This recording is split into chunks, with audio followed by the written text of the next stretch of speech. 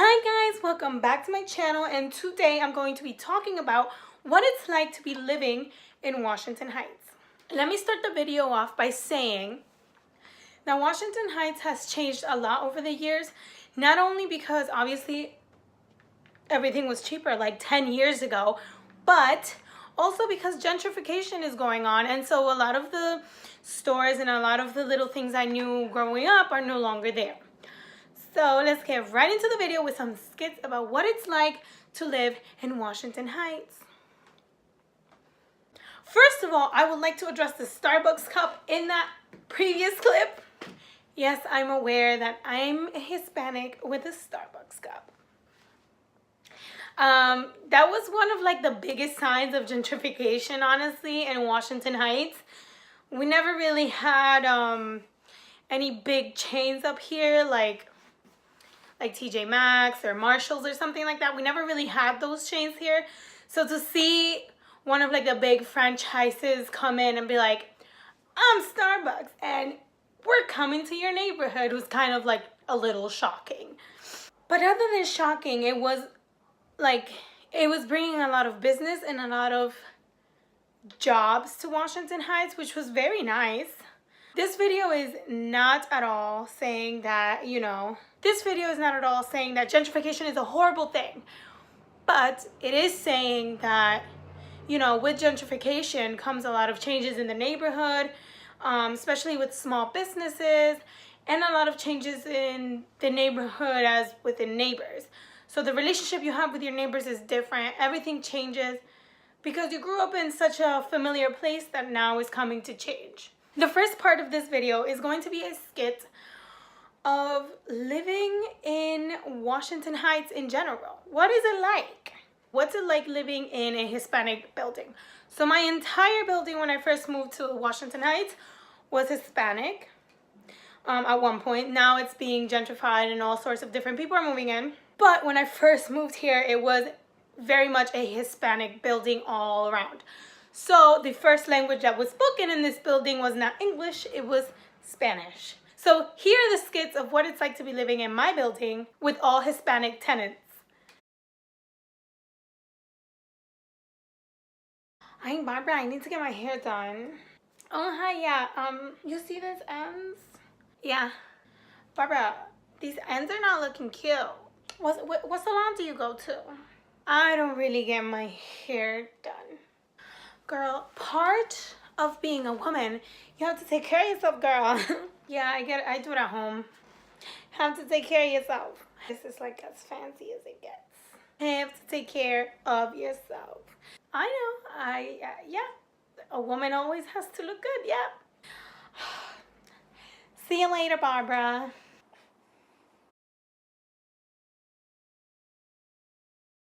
So freaking hungry. Today, everybody eats. Hola. Today, everybody eats. Today, everybody eats, okay? You hungry? Hay que comer. Vamos. So those are the two different types of women you see in my building. The really old, taking care of you, we're gonna eat now. And then there's, the ones that really care about what they look like. Not to say that those are bad, but those are the kind of two Hispanic women you see in my building. I do want to share the fact that living in my building, I did hear this from somebody and they were asking me, oh Barbara, like you live in Washington Heights, yada yada yada. Like do people actually open the door and cook with the door open? And to tell you the truth, yes, people do cook with their doors open here in Washington Heights, in the building, especially in the building I live in. The smells here are amazing, and that's one of the things I really hate about living here. I know it sounds like dumb, but like, let's say I just ate food and like I'm sitting down or whatever and like watching a movie or maybe getting ready to go out, like the whole building will smell like something super freaking delicious, and like you can't eat it because one, it's not yours and it's not from your house being cooked, and two, like I probably just ate. So it's kind of one of the few things I do hate about living here. The fact that like people leave their door open. But at the same time, I wouldn't say I really, really hate it because it brings more of a community feel to the building. Everyone knows everybody, and it kind of brings everyone together in the sense that, like, you know, if you're left out of your apartment or this and that happens, like, there's always a lady across the hall that, like, is willing to take you in for a meal kind of thing. So that's kind of great to know about Washington Heights. But there's also the women that really care about what they look like and their body, and I'm not really into that, so. But it's nice to know those women because I know where to get my hair done. I know maybe sometimes I want to look cute and get my eyebrows done. They know the places to go. So I usually ask them, hey, do you know maybe where I can get my eyebrows done? The other part of Washington Heights that I am going to talk about is, and I'm going to touch now a little bit onto the community here in Washington Heights. One part of the community is that it's so tight and so, like, united, I would say, that almost everybody knows everybody. So the gossip does roll around pretty easily. Like, my mom still knows what the hell my high school friends were doing today or yesterday or God knows what. Like, my mom knows every little piece of gossip that goes around in this whole Washington Heights area. And why? Because I went to school with a lot of kids that are from Washington Heights. So chances are, yeah, I run into most of my high school friends or people I went to high school with. Not everyone was my friend. But yeah, it's such a tight, united community that everyone knows everyone's business. Here's a skit about how gossip spreads really quickly.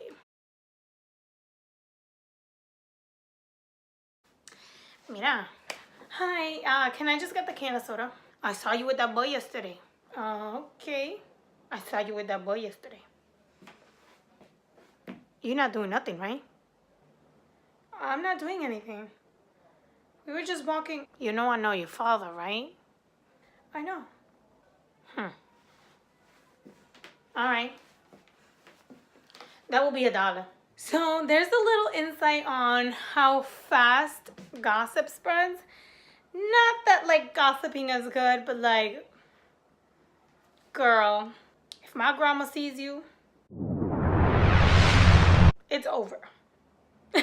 Also, another part of Washington Heights, another lovely, lovely part of Washington Heights are the barbershop men. I watch a lot of baseball. So here's a little skit about barbershop men. Mira, mira, me voy a cortar ahí un poquito. Eso le dio la pelota. Mira, mira, mira, mira, mira, mira, mira. ¡Ah! Es un jonrón. Ah, mira cómo le da ese Ale Rodríguez. Es un home run. Ah, oh, ok, ok. No, pero yo te di los 50 pesos. Es un home run, mijo. Mira cómo le da la pelota.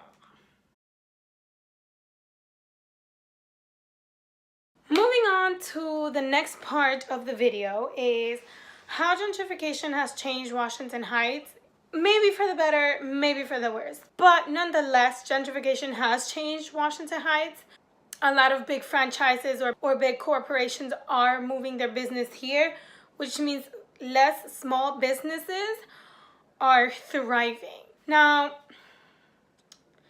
the way that I can explain this better for you to understand would be like, let's say Starbucks, right? Starbucks is a big coffee franchise. Big, big, big coffee franchise. You bring something like Starbucks in and the deli isn't making as much money because everyone is going to Starbucks to get their coffee. So nobody's really looking at the corner deli anymore because Starbucks is selling the new pumpkin spice latte. So that's kind of like where gentrification comes in. And I actually have a really funny story which I'm going to share with you guys in this coming part of the video. Now, gentrification is one of those things that, like, you see happen outside of your building, but the same people are living in your building, so you're just like, eh. But once it happens kind of like in your building and it starts affecting you directly, then you start noticing like, oh wow, it's actually happening. Like, gentrification is a thing. But kind of how it started in Washington Heights was like Starbucks was moving in. Then they got another location, so now we have 2 Starbucks in Washington Heights. Then we started seeing like a Marshall's. Then we started seeing a whole bunch of people come for the Cloisters, which is like a museum in itself. So people are like started to notice that there was more to Manhattan than just like the Upper West Side and the Upper East Side and probably everything else. Like, people actually started to notice that there was an Upper Manhattan. So if you actually look in the maps, I remember my mom used to be a tour guide, and one of the maps that she used for her guide was like showed all of Manhattan except for Washington Heights. So that's how like off the grid we were. Washington Heights was off the grid for a very, very long time, like to tourists and people who came to like look around Manhattan. We were off the grid for a very long time until like very recently. I would say the last 3 years or so, we started being really, really on the map. So people started coming into Washington Heights from all over the city, and just like now we have a tunnel that's painted in a certain way where like people are like, oh my God, this is so cool and vintage and hipster that I'm gonna take a picture in front of. So people come from all around the city now to Washington Heights. No, it wasn't annoying at first because we weren't a tourist attraction. And so we were kind of just like, oh, we kind of just live here and like we have these like landmarks that you might want to check out. But now we've become such a big like touristy place to go that people are literally coming here just to watch like what's going on around. Now like there's people actually on the street like taking pictures, and like people want to know where the museum is, and like all these different things that didn't really happen 3 years ago. So with that being said, I'm going to go straight into the story that happened in my building when gentrification started to happen really in my building and in my area. Now, this was no longer than like 9 months ago.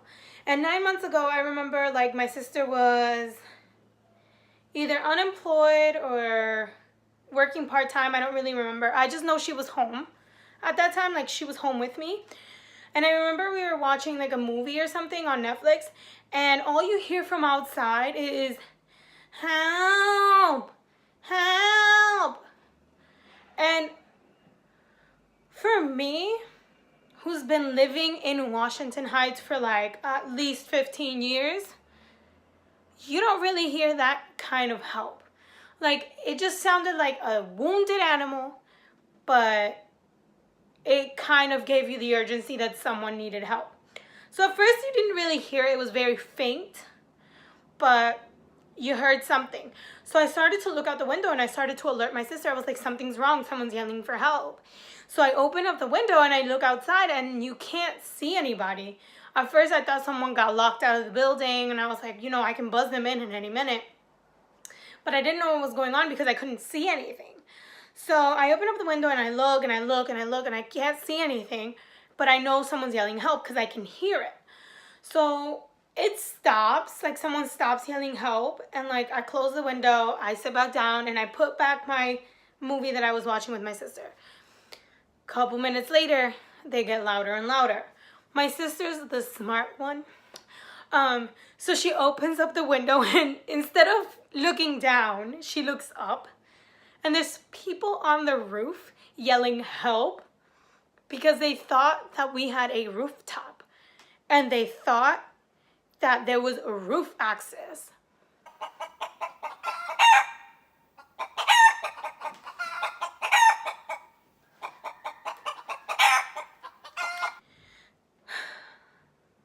Let me get something straight here. We are not Williamsburg. We are not Midtown. We are not Times Square. We are not Astoria. We are not all these little places that are trying to cater to you. This building is so freaking old. It will never have rooftop access. And I'm telling you that because every time you go up to the 6th floor, there's an alarm that sounds. So I don't know what made you think that there was rooftop access. Long story short, they were stuck up in the roof and they needed to get down. So someone went up and opened the door to the roof. What's it like living in New York City? My last video. What's it like living in Washington Heights? This video. But anyway, beside the point, that was an interesting little story that I needed to share because these are the little things that are happening. But yeah, it happens and it's understandable, but everyone's getting used to gentrification. It's gonna happen anyway or another. South Bronx are coming for you. But yeah, living in Washington Heights is such an amazing little place to live in. Another thing that I would say is the rent is spiking of all the little places. I know of 2 or 3 bodegas, or delis as you would call them, that are closed because they don't make enough money to like keep it running. But they were one of the bodegas I used to go to the most when I was a kid. And I used to get my 25-cent chips, my 25-cent drink there, and like now they're gone. Now they're not a thing. So that's kind of like really sad to me to see that go, because it's like that those were my childhood memories. But now I have Starbucks. I hope you enjoyed the little skits that I made for you about living in Washington Heights. It's definitely one of my favorite things to share with people, that I'm from Washington Heights and my culture, and I'm so proud of it. I'm very proud to be from Washington Heights. I'm very proud to represent my culture, my Hispanicness. And I hope this video brings you joy and happiness into where you're from, and I hope that you cherish the little places that you used to go as a kid, or remind yourself of the little places you used to go as a kid, because they're soon disappearing in mine. Let me know what you thought about this video. Like, comment, subscribe. Let me know if gentrification is coming around you, because I would love to know which parts of Manhattan, or not just Manhattan, I guess like New York City in general, are getting gentrified. Not that it's a bad thing in general. Okay, with that being said, I hope you enjoyed my video of what's it like living in Washington Heights. There's obviously much more, and if you have any questions, DM me on Instagram. Here's my Instagram. And with that being said, thank you for watching another video. Like and subscribe, comment, let me know what you thought. And here's the dance party.